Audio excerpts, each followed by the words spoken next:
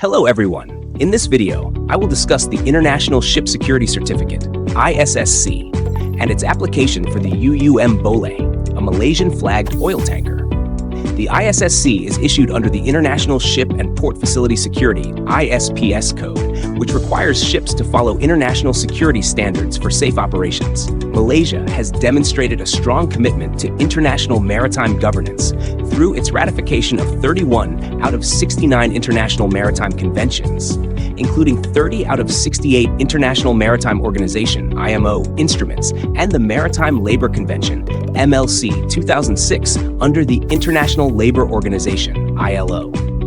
Among these instruments, SOLAS 1974 and its 1978 and 1988 protocols are particularly relevant to the implementation of the ISPS code, reflecting Malaysia's continued effort to strengthen maritime safety, security, labor standards, and compliance with international obligations. The International Ship and Port Facility Security (ISPS) code was developed in response to heightened global concerns regarding maritime security, particularly after the September 11, 2001 terrorist attacks. The IMO, in collaboration with its member states, introduced the ISPS code as part of the International Convention for the Safety of Life at Sea, SOLAS, adopted in 2002 through an amendment to Chapter 11.2, Special Measures to Enhance Maritime Security. The primary aim of the code is to establish standardized security measures for ships and port facilities to prevent threats such as terrorism, piracy, and smuggling, thereby ensuring safer international maritime operations. Under Regulation 2, Application, this chapter applies to passenger ships, including high-speed passenger craft, cargo ships, including high-speed craft of 500 gross tonnage and above, and mobile offshore drilling units, MODUs. It also covers port facilities, serving such ships on international voyages. Contracting governments have discretion to apply the regulation to port facilities used primarily by ships not engaged in international voyages if they occasionally serve international ships, provided that this decision is based on a port facility security assessment carried out in accordance with the ISPS code. Regulation 4, Requirements for Companies and Ships under SOLAS Chapter 11-2, defines the obligations of shipping companies and ships under the ISPS code.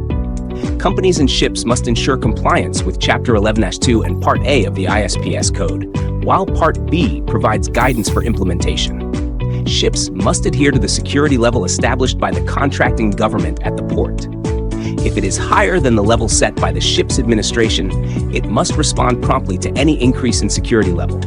If a ship cannot meet these security requirements or the prescribed level, it must notify the competent authority prior to any ship or port interface or port entry.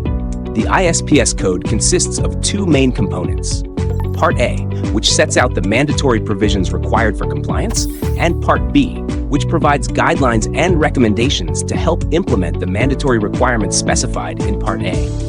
Key provisions include Section 3, Application, which states that the ISPS code applies to passenger ships, including high-speed craft, cargo ships of 500 gross tonnage or more, mobile offshore drilling units, MODUs, and the port facilities serving these vessels on international voyages.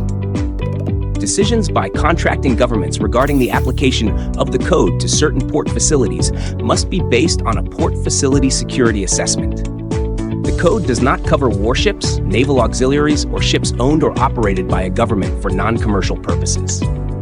Sections 5 to 13 and Section 19 pertain to companies and ships, outlining requirements for ship security, proper documentation, and the appointment of ship security officers, SSOs, along with the development and implementation of ship security plans, SSPs.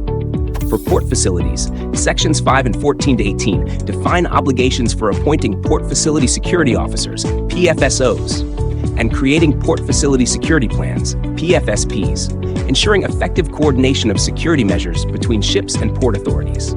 In Malaysia, the Malaysia Marine Department is primarily responsible for implementing international maritime conventions, IMCs. The department issues Malaysia shipping notices, MSNs, to offer detailed guidance on applying these conventions in practice. outline compliance requirements for ships and shipping companies and support enforcement under the Merchant Shipping Ordinance 1952 and related subsidiary legislation. This framework ensures that international standards are effectively translated into domestic regulations and applied consistently throughout Malaysian waters. Section 249A defines key terms related to maritime security, including maritime transport security areas, marine facilities, security assessments, security plans, declarations of security, certificates, and security levels. These definitions provide the foundation for the Maritime Transport Security (MTMTSO) and Marine Facility Security (MFSA/MFSO) framework under the MSO 1952 and support Malaysia's implementation of the ISPS code, while Section 2249B specifies the application of the maritime security provisions to maritime transport security areas, ships in Malaysia and Malaysian waters, marine facilities located within Malaysia, its waters, Exclusive Economic Zone (EEZ), and Continental Shelf, as well as Malaysian-registered ships and offshore industry mobile units wherever they operate. The implementation of these requirements is supported by relevant authorities, including Maritime Transport Security Officers (MTSOs) for port authorities, e.g., Penang Port Commission, and Marine Facility Security Officers (MFSOs) for port operators, e.g., Penang Port Estaon, who oversee compliance with maritime security measures. Sections 249D to 249H outline the key roles and responsibilities for maritime security in Malaysia. The Director of Marine, acting as the designated authority, oversees national maritime security, approves and monitors ship and port security plans, declares maritime transport security areas, MTSAs, and notifies ships and port facilities of required security levels.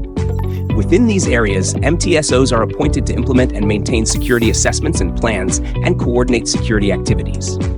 At each port, an MFSO is appointed by the facility operator to manage and maintain security measures, develop facility security plans, and coordinate with ship security officers, SSOs, to ensure compliance with the ISPS code. Together, these roles guarantee that both ships and ports operate securely and in line with international standards.